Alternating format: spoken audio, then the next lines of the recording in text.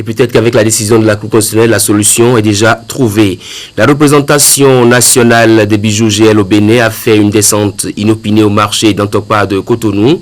Elle y a procédé à la saisie de bijoux contrefaits commercialisés dans le circuit parallèle. Tanguy Agoy, Julien Kenom pour le constat.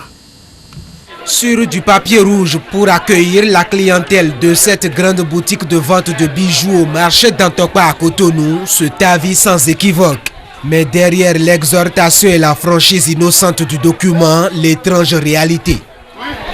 Si c'était l'original, vous allez voir plaqué or et made in France.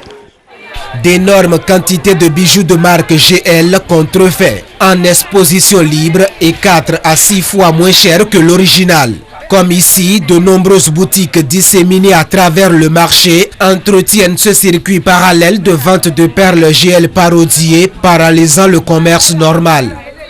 Ça c'est le vrai, ça c'est le vrai qu'il a aussi.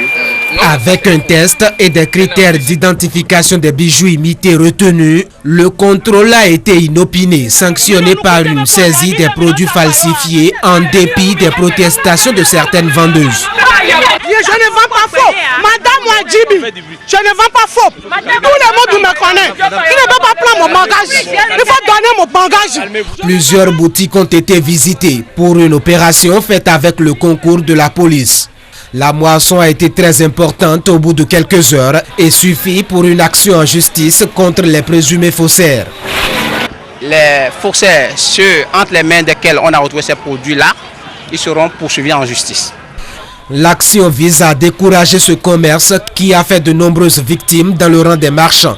Mais le mal est si profond que les commerçants du circuit normal doutent de l'efficacité de cette descente inopinée et de ces saisies. Ces contrefaçons viennent de la Chine ou du Nigeria. C'est là-bas qu'il faut arrêter le commerce en coupant le mal à la racine.